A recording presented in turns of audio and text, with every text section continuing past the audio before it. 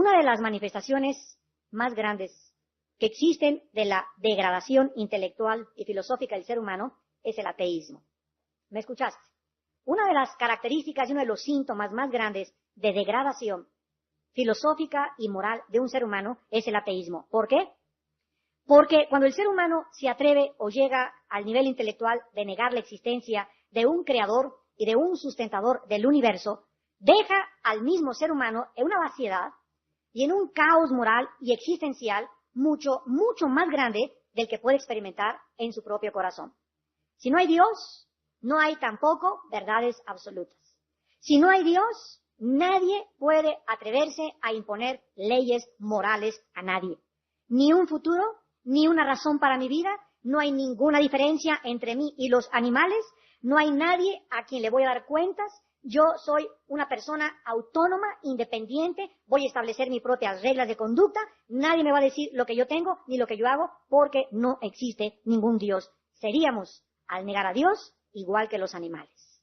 El ateísmo es increíble que sea tanto una religión como una ideología. Muchas veces la gente ha pensado de una forma equivocada que la religión, o cuando decimos religión, se le asocie la palabra a un Dios. ¿No es verdad? Ahora que estamos en Televisa y que tenemos programas de radio y que en las universidades nos invitan, pero no hable usted de religión y lo primero que les contestamos es, ¿qué quiere usted decirme con la religión? Porque si usted me está diciendo que no puedo hablar de la Biblia, entonces tampoco puedo hablar del comunismo, porque el comunismo también es una religión, el ateísmo es una religión, el budismo es ateo, Buda no creía en Dios, y se le considera al budismo como una religión. Miren ustedes la ignorancia tan grande del ser humano. El Estado comunista basó su filosofía durante un poco más de 50 años en el ateísmo. Se le llamó marxismo-leninismo y hundió a todos los países comunistas en el caos, en la desesperación, con gobiernos autoritarios y totalitarios, monopolizando todas las empresas, todas las industrias y toda la educación. Todo tuvo su origen cuando comenzó a levantarse en Francia hace como 3 o 4 siglos un hombre, un filósofo llamado Rousseau. Y este hombre, Rousseau, comenzó a enseñar que era muy tonto enseñar la existencia de un Dios y que la razón humana ni solamente era suficiente para darnos una explicación y las respuestas del universo que nos rodeaba. Para conocer la verdad, decía Rousseau, ya no necesitamos ni la Biblia, no necesitamos que nos digan que hay un Dios, nosotros podemos encontrar dentro de nosotros mismos las respuestas del ser humano. Qué equivocado estaba Rousseau, pero él fue uno de los padres más grandes de la mayor parte de los 4 ateos más grandes del siglo pasado, que fueron Carlos Darwin, Sigmund Freud, Friedrich Nietzsche y Carlos Marx. Estos 4 grandes ateos del siglo pasado son los hombres que más energía, y actualmente todavía tú vas aquí al Museo de Antropología y entras y en un protozoario y comienza a desencadenarse y a desarrollarse una gráfica donde al mundo le enseñan y a los estudiantes, a los niños de primaria, a tus hijos y a los de secundaria, que somos el origen de una evolución.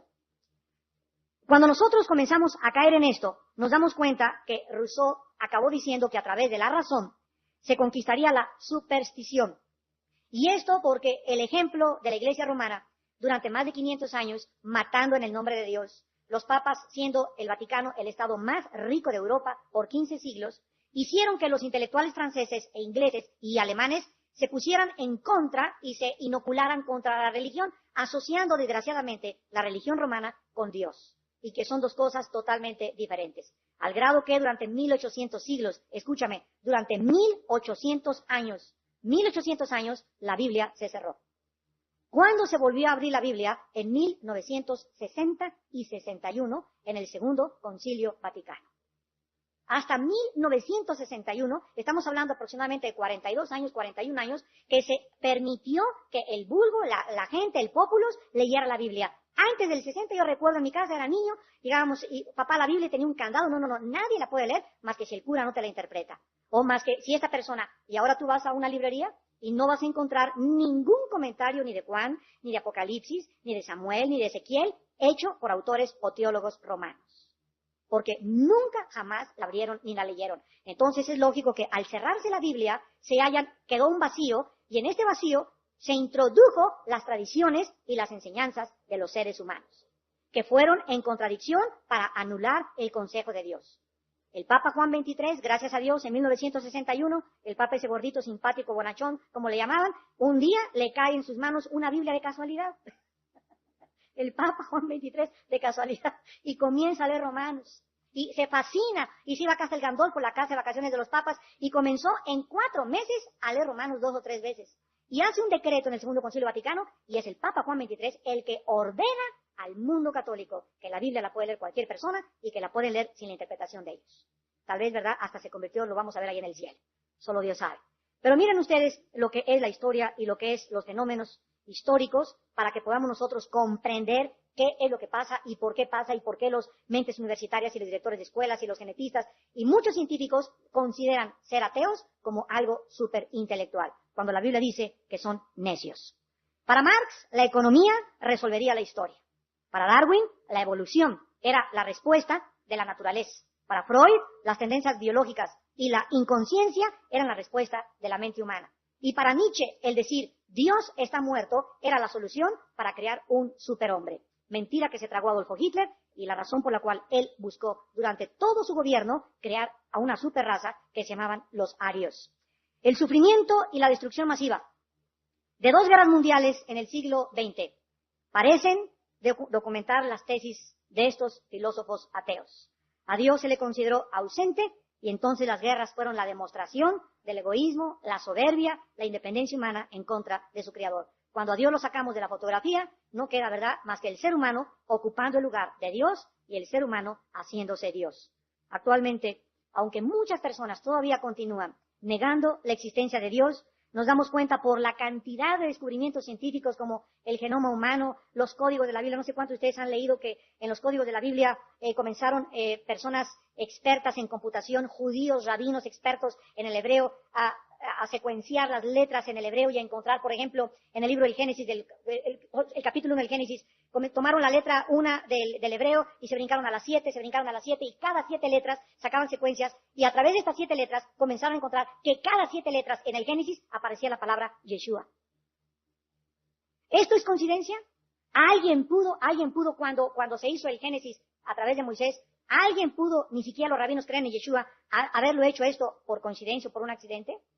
Es increíble que en el capítulo 7 de Deuteronomio, cada 16 letras aparezca la palabra Hitler. Y después de esa palabra aparezca la palabra Auschwitz, que fueron los campos de concentración en Austria donde asesinaron a la mayor parte de los judíos. ¿Ustedes creen que eso son coincidencias? Ahí están los libros en las librerías, se llaman los códigos de la Biblia. Son cosas sobrenaturales que a cualquiera le funden los fusibles. Son evidencias más y más grandes que Dios nos da de que la Biblia es un libro sobrenatural. Todo esto Dios lo hace en su misericordia, dándonos pruebas continuas de su existencia y de su realidad. Dice el Salmo 14, el necio dice en su corazón, no hay Dios. En este primer versículo, para comenzar en esta noche, vamos a identificar al necio y las consecuencias de la necedad de negar a Dios. La palabra que se usa aquí en el hebreo para necio es Nabal. Nabal con B grande y con N de nana, Nabal. Y la palabra Nabal significa en el hebreo una persona sin percepción ética ni espiritual, que cree que dentro de él se encuentran las respuestas de su vida y del universo que le rodea. Ese es un necio. Vamos a ponerlo en términos más sencillos. Un necio es exactamente un ateo. Un ateo es una persona que dice, yo no necesito un Dios para explicar el origen de donde vengo. Lo voy a descubrir con la ciencia. Yo no necesito un Dios para saber quién soy, sigue el siglo XXI sin saber quién es el ser humano. Y yo no necesito un Dios para saber cuál es el destino de mi vida después de la muerte. Esa es una persona a quien la Biblia califica como necio, que cree que él tiene la capacidad, el poder, la sabiduría, la inteligencia, la percepción suficientes para poder saber de dónde venimos, quiénes somos y a dónde nos dirigimos. Ahora, nosotros vemos que esta palabra necio Nabal se tradujo, por ejemplo, en el Salmo 74 como insensato. O sea, son 2 palabras sinónimas. Dice el Salmo 74, versículo 22, y dice exactamente lo mismo. Levántate, oh Dios, aboga tu causa, acuérdate de cómo el insensato te injuria cada día. Esta palabra insensato es la misma palabra Nabal. O sea, los ateos son personas que diario injurian a Dios, que diario se burlan de Dios, que diario con sus actitudes, su forma de ser, su forma de pensar, están afrentando, amenazando, desafiando al ser cósmico del universo. ¿Saben ustedes que cuando una persona abandona el conocimiento de Dios y la sabiduría de Dios le abre las puertas a toda la existencia de corrupciones que existen. Dice el Salmo 14 que la primera consecuencia del ateísmo es que estas personas, sin darse cuenta, están autodestruyéndose moral e intelectualmente. Veamos esto en la Biblia, en Proverbios 1, versículo 32, en primer lugar. Dice Proverbios 1, 32. El desvío de los ignorantes los matará. La Biblia dice que hay un camino, santos de Dios. Hay un solo camino, no hay dos caminos. Y este camino es Jesucristo. Juan 14, 6. Jesús dijo, yo soy el camino, la verdad y la vida. No hay el camino de Buda, no es cierto que todos los caminos llevan a Dios. Jesús dijo, nadie va al Padre si no es a través de mí. Hay un solo camino que se llama Jesús. Cualquier persona que se desvíe o que se salga del camino que es Jesús, dice la Biblia, morirá. Se autodestruirá, se corromperá, comenzará a vagar y a dar vueltas, a perder la brújula. Un barco que no tiene cartas de navegación acabará tarde o temprano encallando.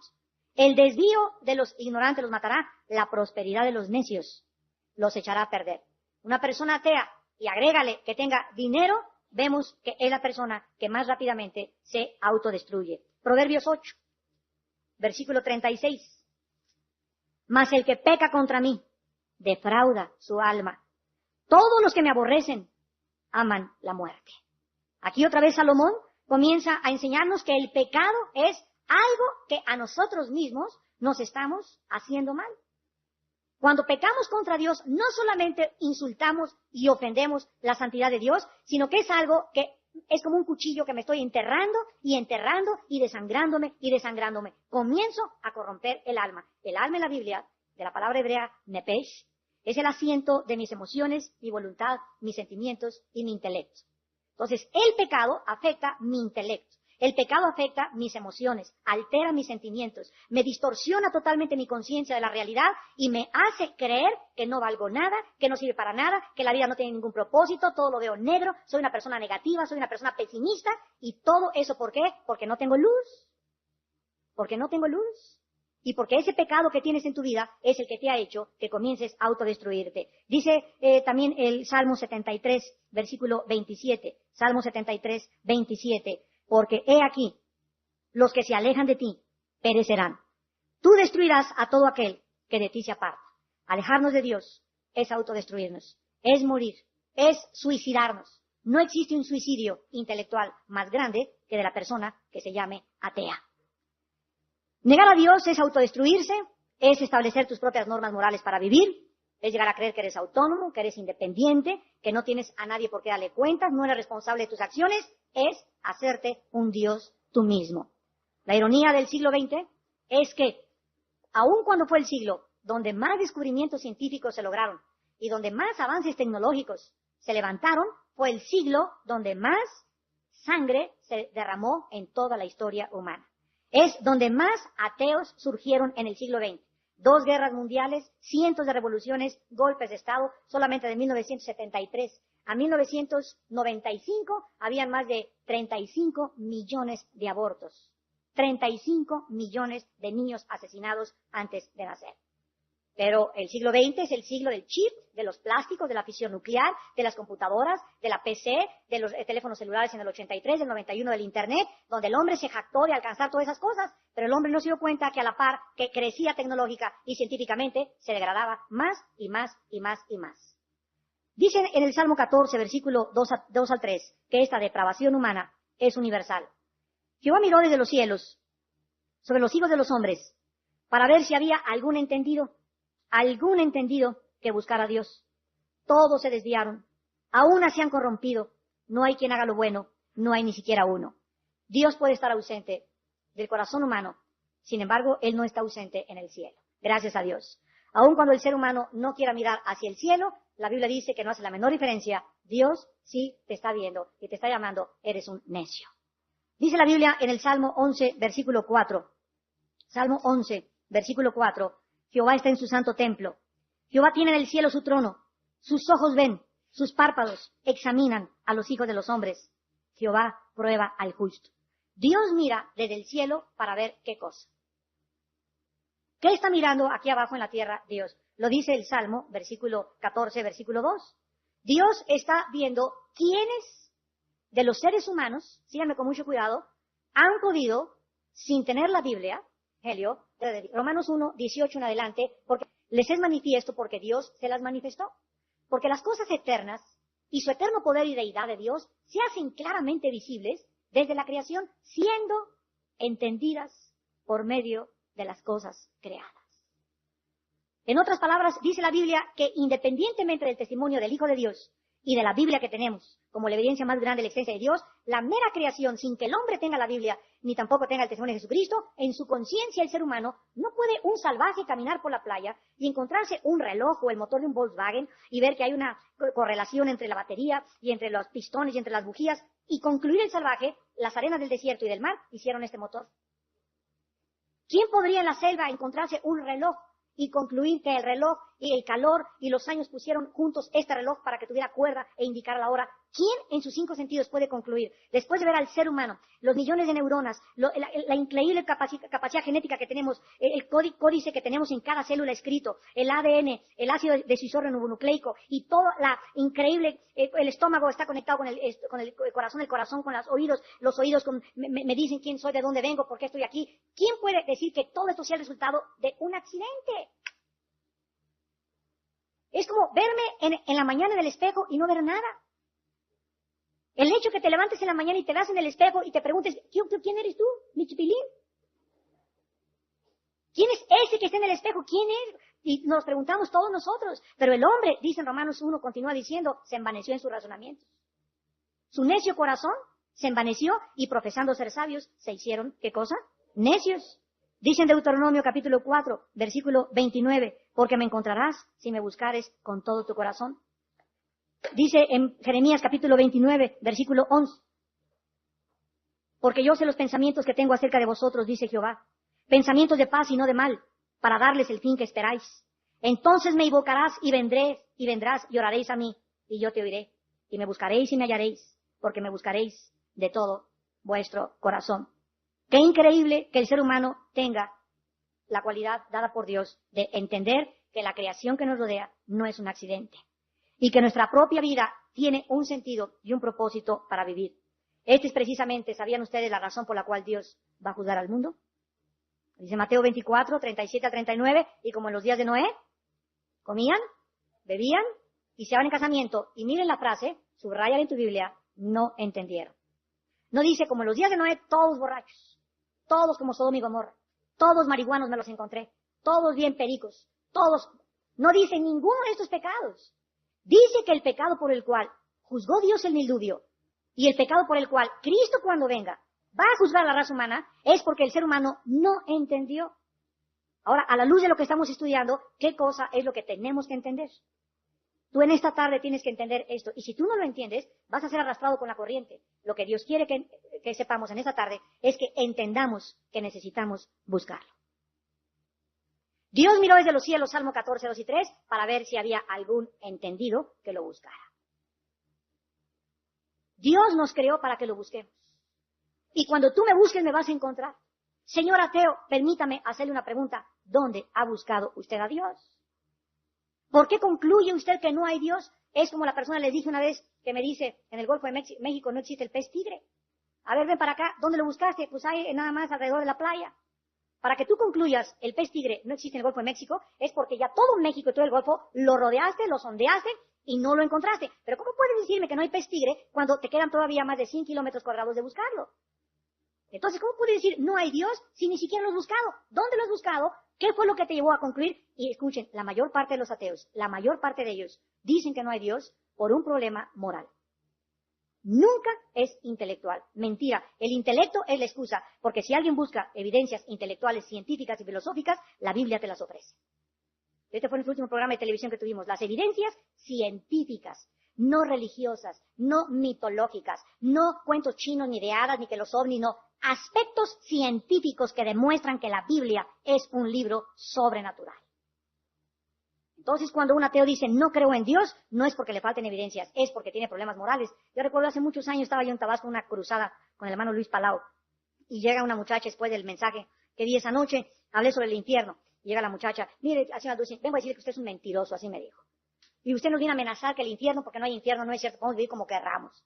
Le dije, ¿sabes qué, muchachita? No me sorprende el que no creas en el infierno, sino quisiera preguntarte y quisiera yo saber, ¿por qué no crees en el infierno? Y entonces su amiga que estaba ahí junto de ella me dijo inmediatamente, sí, cierto, señora Dulce, vive con 2 amantes. Entonces nos damos cuenta que esa muchacha de 17 años que vino a insultarme y que se enojó porque oyó que hay un infierno y hay un pecado y hay un castigo, no le convenía a ella creer que había un infierno porque amenazaba su vida de inmoralidad. Dice en Juan 3, la luz vino al mundo y los hombres amaron más las tinieblas que la luz porque sus obras eran malas.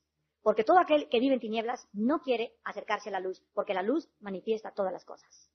Dice aquí en el Salmo 14, regresamos al Salmo 14, que estas personas no solamente no entienden, sino que tampoco quieren buscar a Dios. En el versículo 4 al 6 encontramos las consecuencias del ateísmo. No tienen discernimiento todos los que hacen iniquidad, que devoran a mi pueblo como si comieran pan y a Jehová no invocan. Ellos temblaron de espanto, porque Dios está con la generación de los justos. Del consejo del pobre se han burlado, pero Jehová es su esperanza. Vemos que en el versículo 1 se les llama que hacen obras abominables. En el versículo 3 se les llama a estos ateos personas que nunca hacen lo bueno, que no tienen conocimiento de Dios. Como necios, han negado su existencia, por lo que jamás lo buscan. Repito, pregúntale al ateo que te diga no creo en Dios, ¿dónde lo buscaste? Creyendo que no hay un Dios, es lógico que la persona crea o tenga el derecho o la prepotencia de pisotear los derechos de los demás. En el momento en que Fidel Castro fue educado, él dice que fue educado con jesuitas, y llega el momento en el que no le importa nada más que él mantenerse en el poder al costo de cerrarle la frontera, y no importa que se los coman los tiburones y que se quieran escapar. De aquí, de mi isla, así le llama, mi isla mía, no sale nadie. El hecho de que él no crea a Dios le da derecho automáticamente, como creyó Hitler, como lo creyó José Stalin, como lo creyó Nietzsche, de burlarse, pisotear y abusar de los intereses de los demás. Dice la Biblia que no tienen discernimiento, que devoran a mi pueblo como si comieran pan. ¿Qué hicieron los césares en Roma? A los cristianos los echaron a los leones. Nerón le prendió fuego a la ciudad de Roma. ¿Qué hizo Friedrich Nietzsche? Al final de su vida se volvió loco después de ser homosexual. ¿Cómo acabó Hitler? Se dio cuenta que sus sueños y su imaginación marihuana de crear el Tercer Reich que durara 1000 años no duró más que aproximadamente 8 a 12 años. El nacionalismo alemán. ¿Y qué es lo que pasa con todas estas personas? Así acaban. ¿Cómo acabó el más grande científico, filósofo francés Jean-Paul Sartre? Que le llamaron en Francia el padre del existencialismo. Él hizo 2 libros, El Muro y otro que se llamó La Náusea. Y Sartre acaba en el libro del muro diciendo, mi vida es como un muro, como una pared que se levanta enfrente de mi existencia, y me doy cuenta que quiero asomarme qué hay detrás, o sea, qué hay después de este mundo, qué hay después del más allá, y me encuentro con la frustración de no poder penetrarlo. Y por eso me desespero y digo en mi corazón, Dios siempre me ha buscado y yo te he negado. Y así murió Jean-Paul Sartre, diciendo estas palabras. Dios, tú siempre me has buscado, es demasiado tiempo, toda mi vida te negué. ¿Por qué? Porque dice la Biblia que es una necedad y la más grande degradación del ser humano el decir que no existe Dios. Ahora, dice la Biblia que estas personas, increíblemente, versículo 5, son personas que interiormente están llenas de temor. Las personas que niegan a Dios tienen una inestabilidad emocional asombrosa. ¿Sabían ustedes que cuando Friedrich Nietzsche dijo que Dios estaba muerto, a los 38 años se vuelve homosexual y muere loco a los 42 años? ¿Sabían ustedes que Sigmund Freud, el padre de la psicología, que dijo, el cristianismo existe porque el hombre es incorregiblemente religioso, porque le tiene temor a lo desconocido? Esa fue la excusa que Freud dijo de por qué existía el cristianismo. El hombre busca a Dios porque le teme a lo desconocido, y como no hay nada que se nos revele, tiene que fabricarse un Dios. Freud, en la noche, se levantaba gritando, escribe su esposa, bañado en sudor de las alucinaciones y de los temores que embargaban su alma. Hitler tenía pesadillas y decía en su libro Mein Kampf, que se tradujo Mi lucha, que tenía entes que se levantaban en la noche y que le decían que se lo iban a llevar. Proverbios 28:1 lo dice, huye el impío sin que nadie lo persiga. Huye el impío sin que nadie lo persiga, mas el justo está confiado como un león. La Biblia asocia a la paranoia. Así lo han calificado los psicólogos modernos y los psiquiatras. Cuando una persona sufre delirios de persecución, cuando una persona sufre de alucinaciones de que el mundo está contra él, lo van a matar, se tiene que esconder, es antisociable y se siente perseguido, que se llama paranoia, dice la Biblia, esa persona vive lejos de Dios, porque el que vive al abrigo del Altísimo morará bajo la sombra del Omnipotente. Diré yo a Jehová, Dios mío, esperanza mía, mi roca, mi Señor, mi salvación. Mi Dios es mi roca, mi salvación y mi fortaleza, ¿de quién temeré? Salmo 27:1. Aunque un ejército me rodee, mi corazón estará confiado, firme en el Señor. Vean ustedes la estabilidad del justo y la inestabilidad del ateo. Y tú en esta tarde me puedes decir, bueno, yo creo en Dios, sin embargo, vives como si no existiera Dios. Entonces no crean que el Salmo 14 solamente se refiere a las personas que dicen abierta intelectualmente, para mí no hay Dios. No, hay muchos cristianos que en este momento me están escuchando. Y personas que a través de las grabaciones nos están escuchando, que profesan que creen en Dios y dicen con sus labios que creen en Dios. ¿Sabes una cosa? En nada le ganas al diablo, porque el diablo no es ateo. El diablo no es ateo, el diablo cree en Dios, te ganó. Y además te gana porque tiembla. Dice Santiago 2, los demonios tiemblan y creen. Pero ¿qué cosa? No hacen la voluntad de Dios. Entonces, si tú en esta tarde me dices, bueno, yo ya me salvé, ya estoy del otro lado porque creo en Dios, ¿sabes una cosa? Que si tú confías que crees en Dios y no vives como Dios quiere y te manda que vivas en las Sagradas Escrituras, eres peor todavía que un ateo. Dice la Biblia aquí en este versículo que estos hombres, estas mujeres, estas personas tiemblan. Miren ustedes lo que dice en el libro de Levíticos, en el libro de Vayikra. Vayikra, en el hebreo se tradujo Levítico, versículo 36 y 37. Levítico 26, 36 y 37. Observen el juicio de Dios. La persona paranoica, la persona psicópata, la persona con manías depresivas, las personas que se consideran y se clasifican como esquizofrénicos. Son personas que han violado, han transgredido, han traspasado las leyes de Dios abierta y voluntariamente y han recibido, porque es la mente, nuestra mente que tiene que tener paz, mi mente que tiene que estar tranquila, mi mente que debe controlar mi cuerpo, mi mente que me debe alentar y echarme porras y saber que estoy seguro del Señor. Esa mente que tengo aquí se puede convertir en mi peor enemiga. Cuando aquí no está Dios. Dice Levítico 26:36, y a los que queden de vosotros infundiré en sus corazones tal cobardía en la tierra de sus enemigos, que el sonido de una hoja que se mueva los perseguirá. Y huirán como ante la espada y caerán sin que nadie los persiga. Tropezarán los unos con los otros como si huyeran ante la espada. Aunque, ¿qué dice? Nadie los persiga. Ahí está la paranoia. Y no podrán resistir delante de vuestros enemigos. Dios nos dice que cuando una persona ofende a Dios y le dice a Dios, no quiero tener nada contigo, y no quiero tener devocionales, y no me interesa más que el domingo de 11 a 12, y no me interesa más que mi familia lea la Biblia, y no me interesa ser el sacerdote en mi casa, y no me interesa esto, conforme tú te vas alejando de Dios, va a ir entrando en tu vida temores más grandes y más grandes para vivir. Y llegarás al momento en que el menor plato que caiga, brincas. Ante cualquier cosa estás totalmente psicotizado, estás totalmente enfermo, estás totalmente embargado de temores emocionales donde tu mente se ha convertido en tu enemigo. Perderás el sueño, tendrás enemigos, dice este versículo, y además dice la Biblia que tropezarás y sin que nadie te esté persiguiendo, no vas a tener tranquilidad. ¿Y todo por qué? Porque tú crees que Dios no merece la pena vivir para Él. Mientras el ateo, regresamos al Salmo 14 y terminamos, continúa burlándose del pobre, del oprimido, de los que no pueden defenderse. Dios es la esperanza de todos nosotros. Dice el versículo 6, del consejo del pobre se ha burlado, pero Jehová es su esperanza. Y David acaba en el versículo 7 prorrumpiendo y anhelando una salvación que se cumplió con la venida del Mesías, del Hijo de Dios, de nuestro Señor Jesucristo.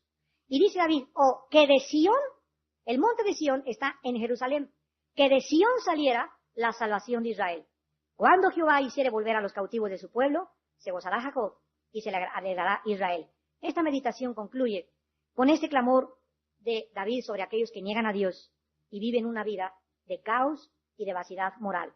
Es un clamor mesiánico, el cual fue cumplido, repito, con la venida de Cristo. Cuando Jesús vino, Jesús dijo en Juan 4, la salvación viene de los judíos. El centro del ataque, el centro de la atención, el foco del interés de los medios de comunicación del mundo entero ahorita es Israel. ¿Ustedes creen que es coincidencia? Cuando la Biblia, este sábado voy a hablar en la Tercera Guerra Mundial, la batalla del Armagedón, ¿por qué Israel es la manzana de la discordia del mundo entero? ¿Ustedes creen que es coincidencia que hayan pasado 2600 años y que aquí en Zacarías 12, en Zacarías 14, en Lucas 21, en Mateo 24, el Señor Jesucristo, la Biblia miles de años antes nos dijera que antes de que venga Cristo, la Tercera Guerra Mundial explotaría porque la mecha sería Jerusalén? ¿Ustedes creen que es coincidencia que no haya un solo diplomático, un solo político, un solo filósofo que pueda ofrecer la paz entre árabes y judíos? ¿Por qué es tan discutido y por qué es imposible? Se acabó la guerra en Inglaterra, se acabó la guerra en los Balcanes, se acabó la guerra Primera Mundial, pero Israel sigue en guerra. ¿Por qué? Porque los dos disputan Jerusalén. Y el Vaticano, por si fuera poco, todavía le echa más leña al fuego diciendo que no, ni árabes ni judíos. Acaba de decir Juan Pablo II que Jerusalén sea una ciudad internacional gobernada por las Naciones Unidas. Ni uno ni otro. Hermanos y hermanas en Jesucristo, todas las cosas que están aquí escritas no son coincidencias.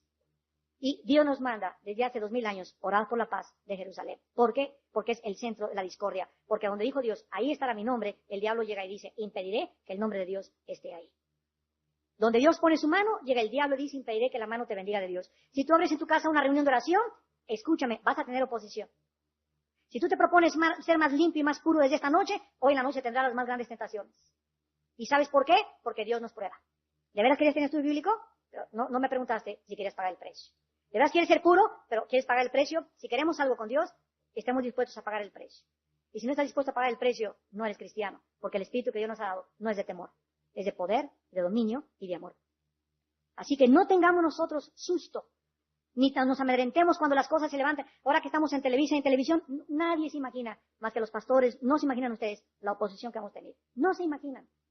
No se imaginan cuántos enemigos, no se imaginan cuántas cosas han dicho, no se imaginan entre los mismos hermanos la guerra, la envidia, la codicia. Es algo increíble que a cualquiera le haría aventar la toalla al suelo y decir, ¿sabes qué? Mejor que yo no quiero estar ahí.